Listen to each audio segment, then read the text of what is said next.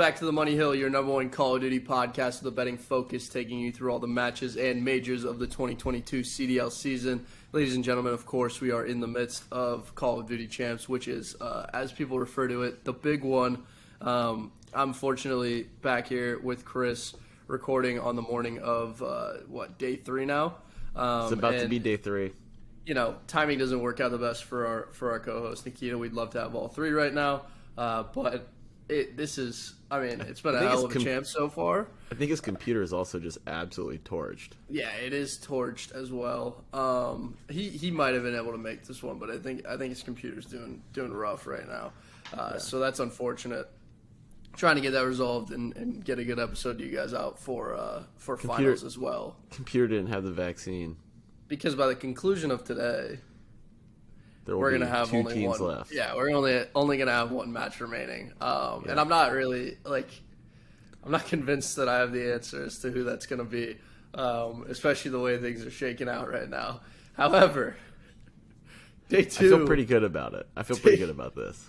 Day 2 was fun, but also just another day of, a lot of map 5s. Day 1 was 3 out of 4, and then day 2 was 2 out of 4. So no. Day 1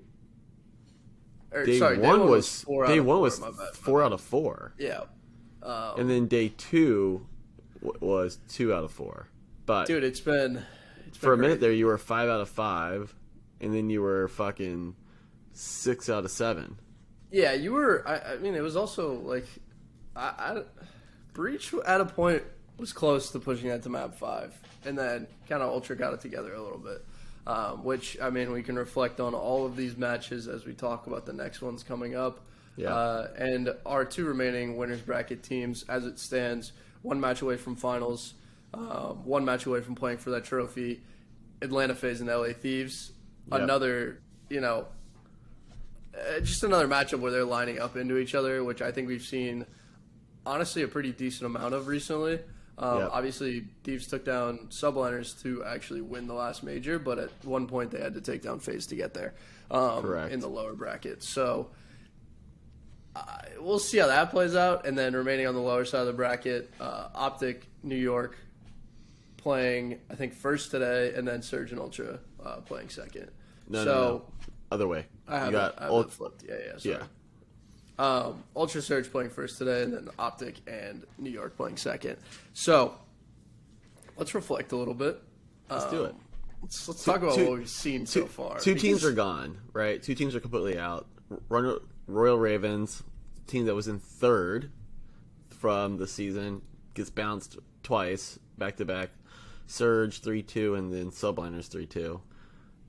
And the Boston Breach losing to Thieves, and then losing to my beloved Ultra 3-1.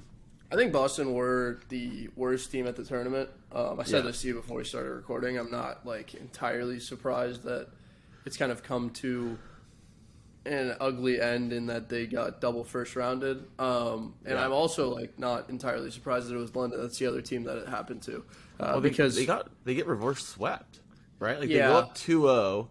And then you could and we were talking about in Discord, you could see their entire game get completely shook and mentally broken on that control by New York. Now, I think New York came out shaky, but then they started firing. And so we've seen now, for the past 2 majors, the Subliners love some adversity. They love being on LAN. And I think, in what's upcoming, I think your OpTic Texas have a lot to worry about coming in with this Subliners team.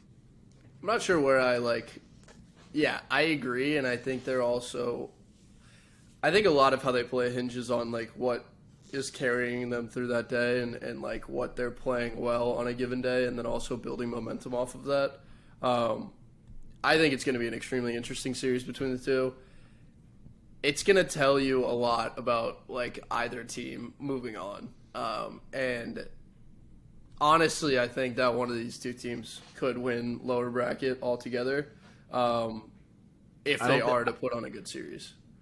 I'm sorry, and I know we're kind of jumping around, but I do not think either of our teams are going to be winning the lower bracket. I don't think Ultra has a fucking chance in the world, and I don't think OpTic has a chance. The chemistry, I mean, to kind of jump to it, like, Thieves just wipe them, right? And I know you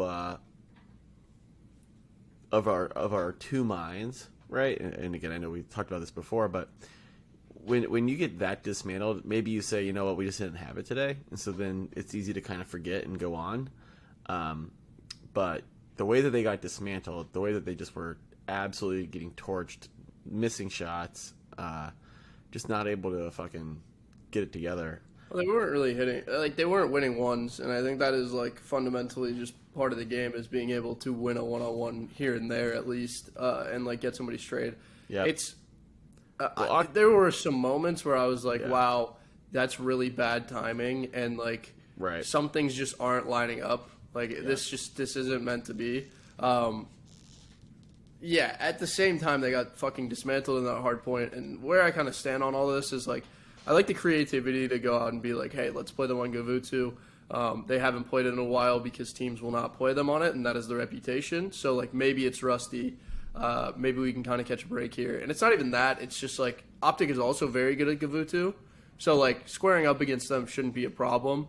But Thieves obviously had stayed in routine and, like, continued to practice the map. I mean, they fucking ran them on both hardpoint and control. And then S&D, a little bit heartbreaking for OpTic. They just put themselves behind too early. But I don't know, man. If there's a team that I think can regain pretty well, it's like this one, especially under Ray. You don't really have to deal with, like, I don't know. I think there were problems in the past that would make it more impossible for OpTic to regain off of a 3-0 loss in upper bracket, and I think they would have just flushed this and called it. But, like, I think this team has some resilience, and I think a lot of players on that team individually know that they just need to step up. Like, Shotzzy hasn't been as good. Right. Scump is pretty much, like, the only one that's been consistent this tournament. Yep. And if you really think about it, the potential that is in the wings if Shotzzy and Dashy are to show up, and then if iLLeY is to hold it down and continue to play consistent, like, this team is extremely good. It's just about recapturing that. I think that's the point, though, is, like, iLLeY comes in and hasn't been as good. Now, I know, like, this little chemistry thing, but, like, it's hard to regain chemistry in the midst of a championship. That takes some stage maps, and then you have to find your form. I'm not sure this is the platform in the stage where you refine that chemistry. And you're seeing it's been done before. iLLeY went minus 30 against the Thieves. Okay, well, everybody fucking got wrecked. Besides, like, I think Scump brought it back to even somehow in hardpoint, which was honestly incredible. That was honestly incredible. But and on the flip side, to their credit, like, Octane was just an absolute animal. The dude was plus 30. Yeah, look at this. We got an Octane fan now. This is what I've been saying, dude. I mean, like, he's one of the best ARs in the league right now. Probably one of the best ARs of all time. And, like, I mean, when he's confident, and I think it was really hard to build that back up until he actually won a major. But, like, when he is fully confident, it's a scary thing because he's frying. One, he shoots extremely straight, and two, he will just chow everything. Like, him and Kenny will fucking chow you. And I think that's a hard thing to square up against, especially when people are shooting, like, as good as they have been. Yeah. And to that credit, right, like, they also come in, he has a plus 17 match against Boston Breach. Now, again, we're not overly excited about Boston Breach, but, like, I am... There doesn't appear to be a team, and I'm probably tipping my hand a little bit about my picks today, but there doesn't appear to be a team that's playing better across the board right now than the Thieves. And I think that across the board, yes. However, there's a way they lose this upper bracket match. Let's talk about it, because we haven't even discussed the electric Faze versus Surge match. I mean, yeah, they started off with an electric one against Subliners too, and it was a reverse sweep to start off the tournament. And then, I mean, I don't know. My opinion on the Faze Surge match is that this is a, like, 5-0 for Atlanta with 2 mistakes baked in. However, like, those are mistakes you can't be making. Like, I don't know exactly where I stand on this, because those are really mistakes that you shouldn't be making, especially, like, this late in the year and in this important of a game. But at the same time, like, Seattle has to an extent been their boogeyman, and they did get over that a little bit. So like that is development in and of itself. But like sending 2 people to hit hold and leaving yourself in a 2v2 on new is not like, that's not a viable strategy. You either like send one at hold and hope they make a fucking crazy play like Scump did against Breach earlier in the year to win a one-on-one, and you just hope you have like a one-on-one there, or you outsize your numbers on like the new hill and you either send 3 or 4. So like, or you just fucking hit hold with all 4 and then you make sure that you have that scrap and like then you rotate. And they've been so good at breaking all season. But yeah, I mean, like, props to Seattle. They made insane plays on the back of the mistakes. Like, yeah, so it's funny. So my take on this game, and by the way, like, Pred was amazing, right? There's no way to watch that match and not just come out, like, the future is very strong for Seattle. Like, I'm looking forward, as long as they keep this group together, kind of the similar way that I felt last year about Ultra. You're going to get your sophomore slumps, but, like, I am incredibly bullish on Seattle moving forward with Sib and Pred. But, this match was incredibly entertaining, but it was not well played, right? I think you stole the words right out of my mouth with a 5-0 for Faze. This is a game that should have been 3-0'd and then 4-0'd and then 5-0'd. And then on top of that, Seattle missed a lot of opportunities. I think in the last S&D, there was the stat that they had 8-3 on first bloods, and they just weren't able to take those advantages and then fucking see them through. And so Seattle had their chances to win this, and I think the better team won. But I am incredibly bullish on Seattle today, and I could absolutely see Seattle kind of making it through the lower bracket. This is a team that I think Sib and Pred are by far their best 2 players. Like, we're not breaking news there. If they can get the other 2 members of their team, Mack and Accuracy, to kind of like be somewhat consistent and not just drag down their team, they have a really good chance, I think, at running the lower bracket today. Okay, but the problem is they're not dragging their team. Like, I mean, Accuracy had like a .69 yesterday in the series. What was it against Faze? Yeah, against Faze.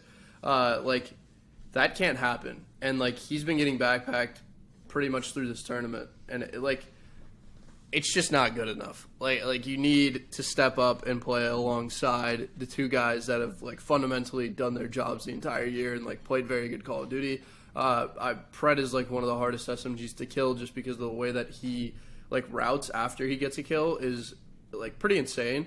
And also like somewhat illogical, which I think is like makes you a good SMG if you can't be read. So like, yeah, solid. However, Faze, like, respawn, not the best, and that's just kind of the story of Vanguard, is that, like, really anybody can wake up and, win a hard point at some point, or, like, steal a hard point, or, you can get a spawn behind you. It's why they almost won Map 4, or why Map 4 was so close, because Seattle actually crossed, like, halfway through the map, and then Atlanta Faze spawned behind them. So there's some luck baked in, but at the same time, I mean, they win both searches, and honestly, that is the thing that sticks out for me, because I think this Atlanta Faze team all year has been pretty inconsistent in search and destroy, and if that's there, it's a scary team to play against. You're guaranteeing yourself 2 maps and a 5 map, and if it goes 5, which I mean a lot of series have, and I don't expect LA Thieves to come out and 3-0 them, however, that would be kind of sick. It's tough to see like anyone beating a team that's on that form, especially in like a best of 9 final where you play a lot of S&D, and it looks pretty geared at this point. And as you said, like, they weren't even getting first bloods. This was like 3v4s where they were making the right plays, the right calls pretty much every time. Somebody was clutching up. Somebody was getting through, like slipping the net every time. It was like to me, they were on point. But to me, that's still just the young blood that is Seattle, and the lack of consistency around Mack and Accuracy. Like, Faze playing a better, like, playing the Thieves, if they're getting 8-3'd, they're not winning that S&D. I don't know. Like, there was a lot of confidence in the plays that they were making to, like, take routes that you wouldn't take in a man-down situation, which is, like, something that you have to be able to do if you're going to actually break through it. Because the whole problem with being man down is that you need to now trade in a positive manner, and like you have to go aggressive to like find at least one before anything can happen. Yeah. They did a lot of that. They did it really well, or they would find out where someone is and then like pretty much double chow the corner or bait it. Like it was very, very confident and very clean S&D, especially in a map 5 where it matters a lot. Now, on the back of that, Seattle playing Ultra, like maybe they win that, but I think they're running into a pretty big problem regardless of who wins the other series moving forward. Because, you know, it's champs, there's a lot going on here, and, like, Seattle is just not one of those orgs that you, like, want to move on, or that people are, like, really, really rooting for, really pulling for to be like, oh, we want those guys to be the CDL champs. Like, I've said it time and time again, there's always too many storylines going on in esports, especially in Call of Duty, where they just like they create their own drama by the end of the season. One of those two teams has to advance, regardless of who wins this match. Because I know, like, obviously, OpTic Subliners to a point feels sort of like a toss-up, but like whoever comes out of it, I think will be building a lot of momentum, and like at that point, scriptwriters key it in because they're probably going to go on a run. All right, well. Agree to disagree. Hey, man. Also, you mentioned London before. You know, sad to see him go. Also, like, sad to watch the clip of Zero just taking his jersey off on stage. That was pretty. It was pretty heartbreaking. But at the same time, like, what did we really expect? This team like didn't do shit on LAN all year. Correct. So, for me, what I said to Nikki when we originally recorded the pre-show, pretty much. It was, this team is either going to come out and smoke the Surge and look like a team that has finally just gotten over all the jitters, or they're going to lose another heartbreaker, and this tournament's pretty much over. And that is entirely true at this point. Like, it was never there. They never put it together on LAN. That's sad to see. Yeah. So 3-2, 3-2. I don't know. That's pretty much everyone. I think the team that we know the least about remaining would have to be Ultra, just because they've beaten Breach, so. And they lost a nail biter. Or OpTic, honestly. Yeah, I think that's the right perspective. Like, OpTic beating Ultra, I don't know. Can't say I'm like overly impressed, right? Like, I'm not that bullish on Ultra. What I do find interesting is Ultra, now a team that had historically been an S&D team and absolutely just caving on hard points, is now unable to win a fucking search and destroy, and is actually winning some hard points. So this is a team that I think all year has struggled to figure out what their playstyle is. And I think that is just kind of continuing. And I mean, they aren't even crazy good at hard point right now either. That's the bigger problem. They're not good at really anything. I mean,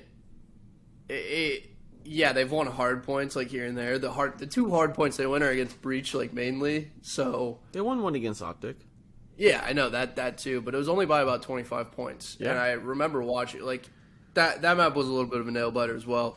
And it, you know, there's a little writing in there to just push it to a map 5 anyway. So, like, yeah, but I don't know, dude. They're just incredibly inconsistent, like, across the board. I mean, Ultra really goes up. Ultra good out. Yeah, like Ultra goes up 2-0 on OpTic in the map 5 S&D, and I'm thinking, like, here we fucking go. I had my text message queued up for you. I was ready to send it. And then they got fucking smoked. And then they right get after. fucking smoked. And then they come back, and then all of a sudden now they're like down 4-2. And they're just like crawling back trying to get the fucking map 11, which they do, and then they absolutely blow it. So, all right, well, let's start with that, because they're walking into Surge, who, I mean, like, pretty well conditioned team. However, again, like, the liabilities are there. Like, we know what the weakness is. Yeah. It's about how you exploit it and what you make of it. For me, though, like, I don't see them winning this. So we got like, Seattle Surge at 1.97. We got Toronto Ultra at 1.78. So Ultra's the favorite.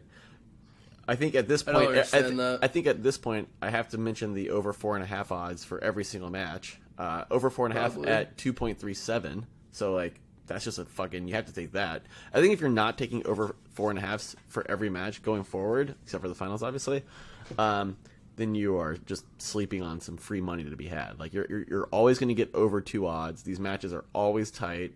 At any moment, one team goes up 2-0, gets reverse swept, or at least pushes a fucking map 5. So, except for OpTic. And so, to me, this is, you need to be taking the free money with the over 4.5s, because as long as it hits 1 in every 3, you're all basically even. If it hits 50%, you're up money, which has been hitting at a far higher clip than 50%. To me, this is a no-brainer. Seattle Surge 1.97 as the underdog.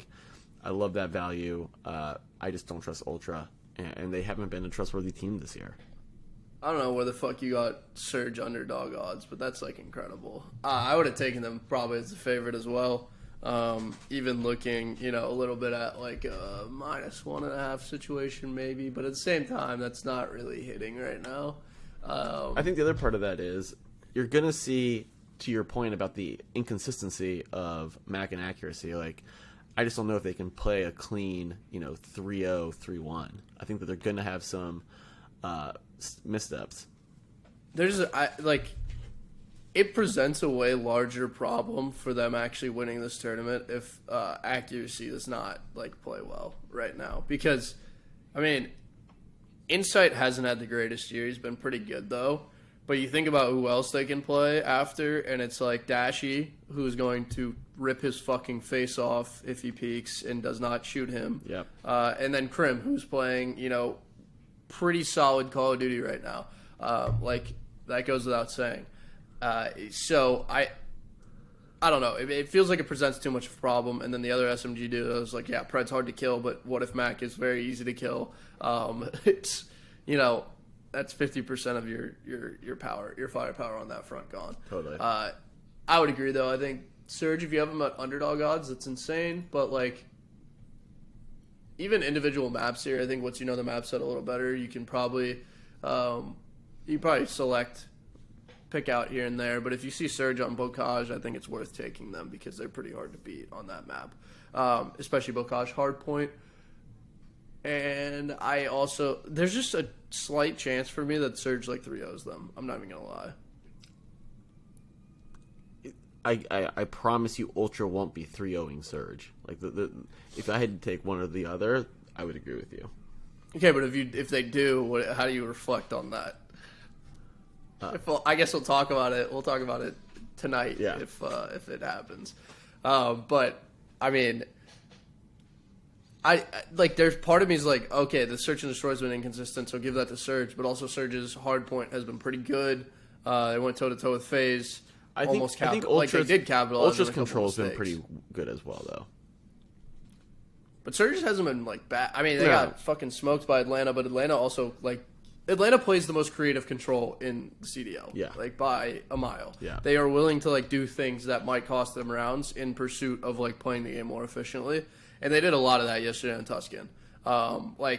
They were outright hitting B, sending 2 through P5. Those guys were winning trades, and then it was hey, let's rotate off of A because we know we can cap that later in the round. That's not a problem. Let's go get B.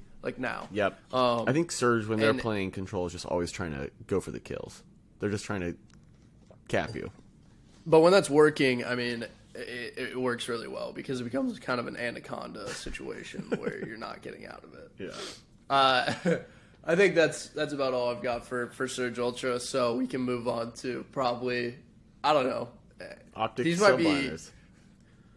These might be the best 2 matches we've had all year, kind of in conjunction with each other. So I got OpTic Texas at 1.92. Yeah. Underdogs. You got 9-6. I got Subliners at 1.82 favorites. And I think that is the correct line. I think the Subliners are the better team, especially on lane at the moment. I will, again, the over 4.5 is at 2.40. I will 100% take the over 4.5. A part of me wants to take the Subliners a -1.5 at 2.56. And this is not me just shitting on OpTic. I just don't believe in their chemistry, and I don't believe in their playstyle at the moment. I wasn't impressed with them beating a inconsistent Ultra team, and I don't want to have too much, recency bias about them getting slapped by Thieves, but like it's hard not to watch that and have a lot of faith. But I know I'll turn it over to the OpTic fan. Listen, I mean, like, it hasn't looked very good recently. That being said, if there is a team and an organization that is able to put this together, I think it's them. So I think they 3-0 Subliners. Wow. For me, it's either you either make a statement, bold prediction, and you move, or you just you wash away into the sea again. And I think like Scump's pressing pretty hard because there is the thought of retirement, right? Like, is this kind of the last year for Scumpy? Yeah.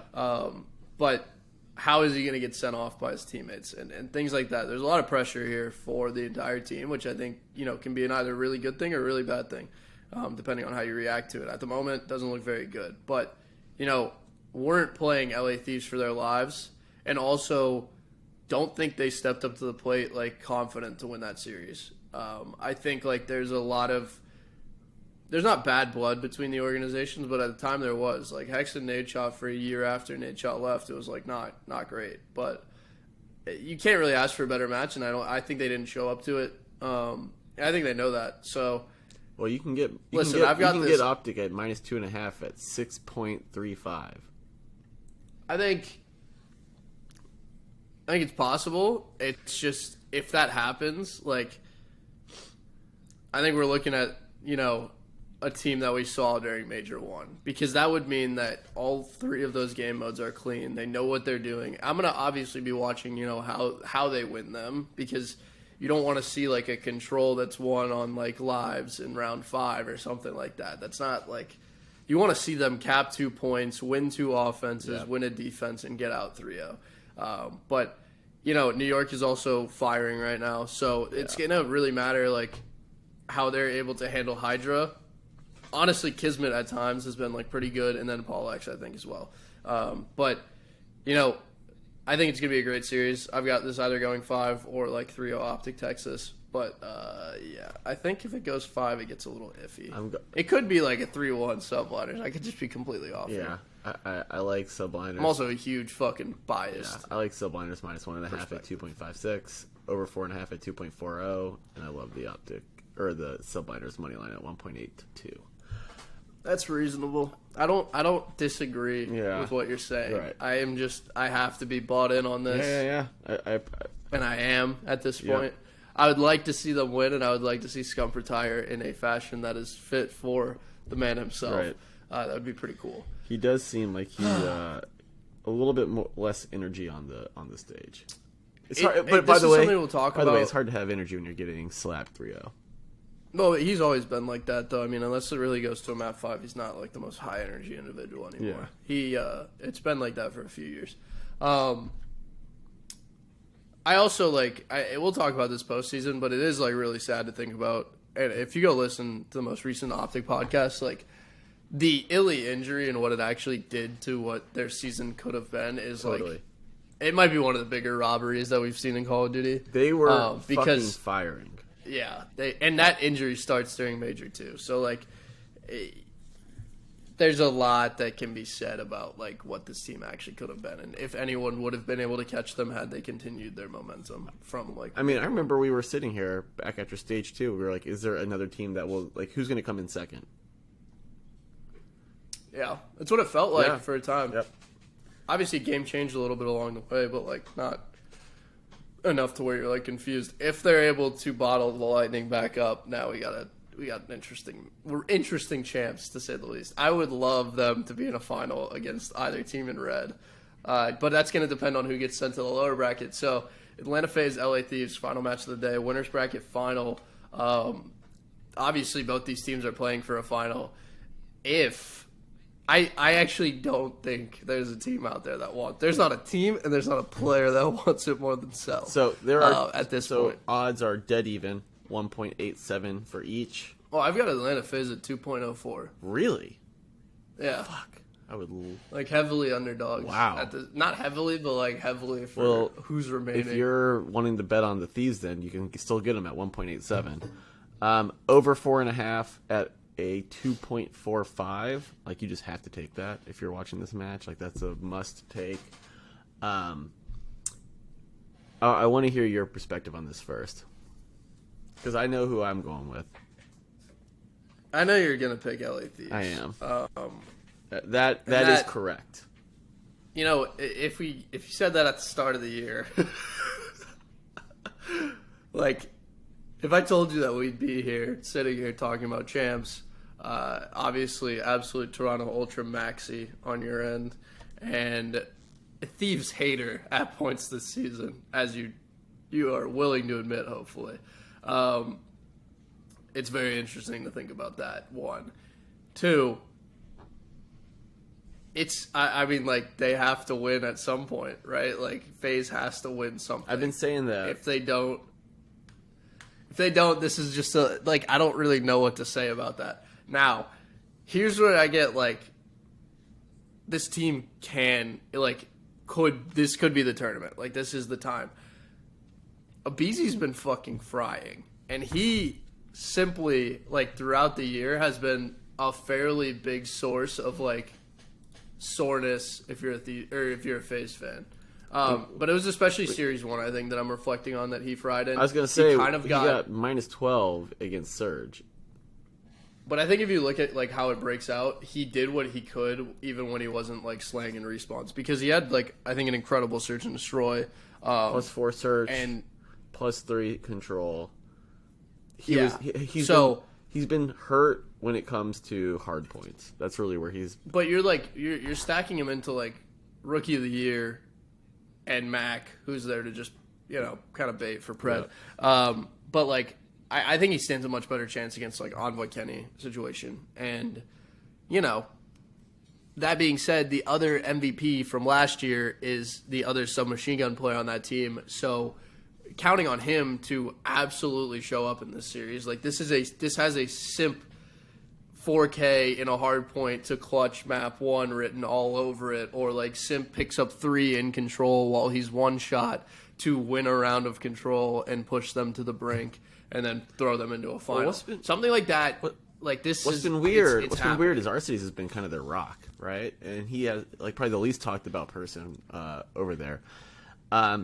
This team is another team that they've been so good all year, but they haven't been able to get over the hump. Every single time they're in a final and they lose, or they're in a semifinal and they lose.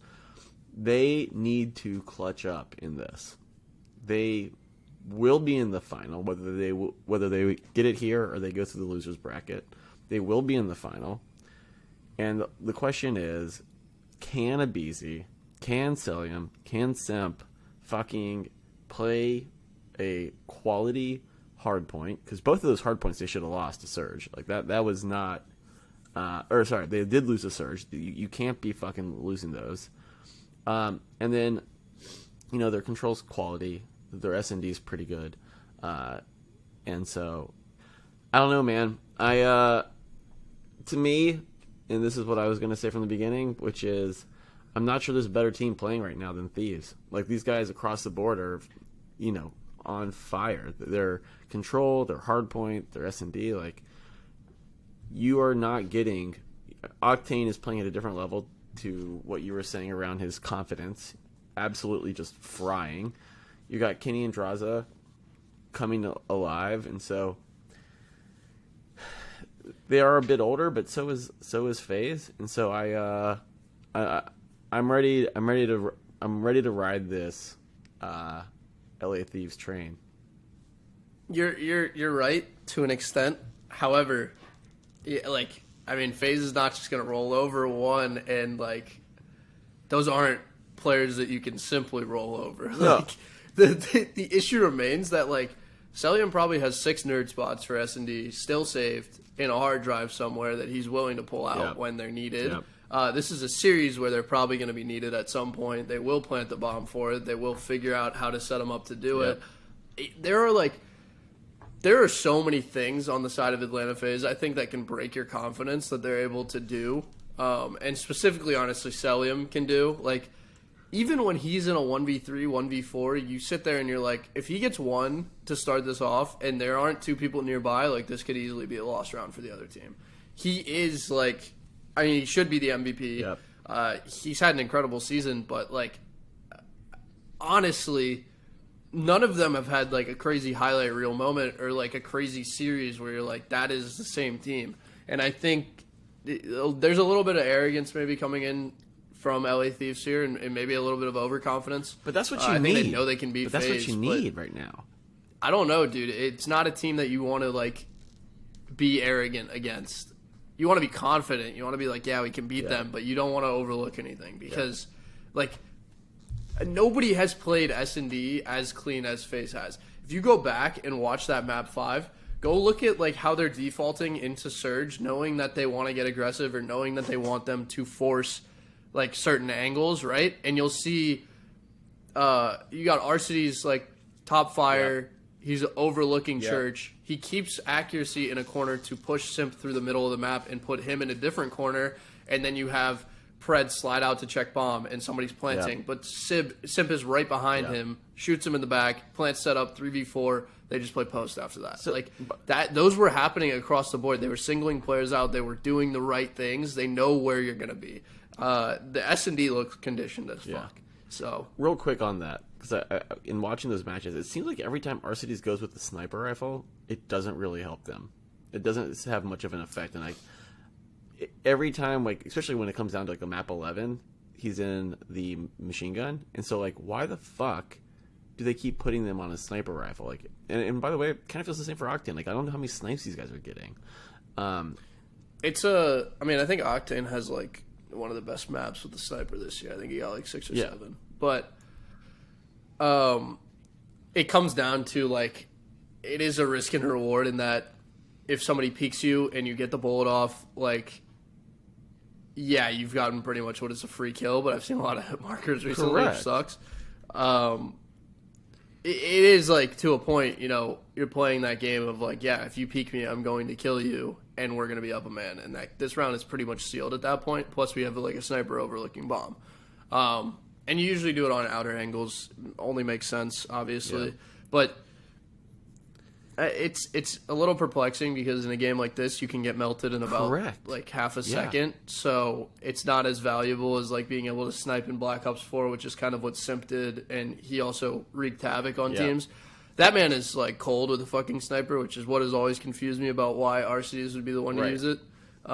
Because Simp, when, like in his prime sniping days, was unbelievable. There's like an ace that you can look at from Black Ops 4 if you want to see it, but disgusting stuff that he would do to people. So I don't. I can't really agree with the snipers in this game. I feel like it doesn't give you enough intel, right? Like, I think even half the time you do a sniper just for the extra zoom to be able to see where the players are, right? You're kind of, like, watching some areas and trying to see where people are moving, so it gives you intel there. But, like, I just feel like it puts him in a disadvantage when the map condenses and you get a lot closer. Yeah. The way I look at it, especially for kind of games that we've been playing over the last 3 years, it's almost like you're playing chess, right? And by pulling out a sniper, you've almost made yourself, like, a king of sorts. Like, not super mobile. You've kind of taken yourself out of this like initial battle that goes on realistically, unless you get an opportunity. It's good for the first minute or, like, 30 seconds, but after that, it kind of becomes you've been played out of the game. Well, you also see, like, if people see a sniper and they're in the 2-on-2, like, it happened yesterday, I think was it Octane? And they didn't, I don't think they, like, completed what they were trying to do, and it was mostly because the other player's flanking. But OpTic Texas, what they did is they made the call to just push him. Like, what is he going to do to, like, 2 people pushing him with a sniper unless he hits, like, a crazy shot, in which case series is chalked anyway. Luck's just not like fate just doesn't have it for you. Correct. That day. So yeah, that's exactly like, right. You take that risk. You're gonna get pushed. Take that risk. Yeah, obviously. All right, so you have. All right, I mean, you've got Thieves winning it all. Is that what I'm hearing? It's hard for me to pick against them at the moment. So I've got Surge beating Ultra, Subliners being at OpTic. I think you're going to see again. I think you're going to see Subliners beat Surge. I think you're going to get another Surge Faze matchup. I think you're going to get Faze winning again, and I think you're going to get Faze. I think that this match here is the final. In a best of 9, I could see Faze winning. I definitely could. I think if it's best of 5, I think you're going to get Thieves here.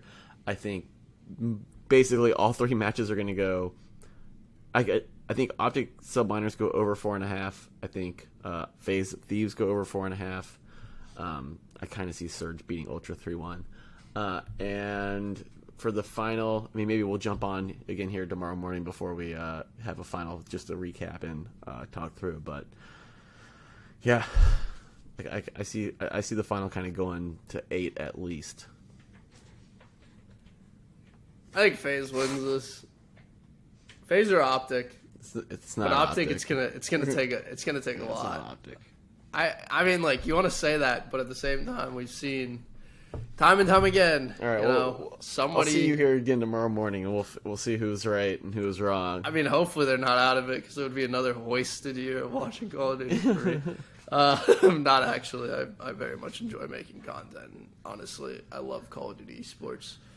There's parts of it don't make sense, but there's nothing better than the randomness that has been this year, honestly. With that being said, thank you for listening to another episode of Money Hill. We wish you the best of luck on your bets today, headed into day 3 of 100%. Champs. Which, I mean, make sure to drop your bets. Championship Sunday is only Championship Sunday. Keep dropping bets in the Discord. We had drop bets in the Discord. Drop them in the comment section below. We had take a look. The Discord correctly picked MVP. Yeah, MVP and Rookie of the Year. So the Discord's paying money. Both. Yeah, it is. There's some people in there that know what they're doing pretty well, and then there's us. I was about to say it isn't us. Hey man, speak for yourself. If it's league, I've got the answers. We got some big matches today. Yeah. You can also follow us on Twitter at Best3Network and join our Discord, which should be in the description below or in our bio. That's the word, bio on Twitter. And finally, if you are, listening and not a viewer, I guess technically, or an eyeball watcher, you can go check us out on YouTube, Best3 Network. Drop a like, subscribe, turn those notifications on, leave a comment if you want to. We probably will respond to it. I read them fairly often. And we'll see you either tonight or tomorrow morning with, final update headed into the final, which should be interesting to see who's there. Very excited for that. Peace out.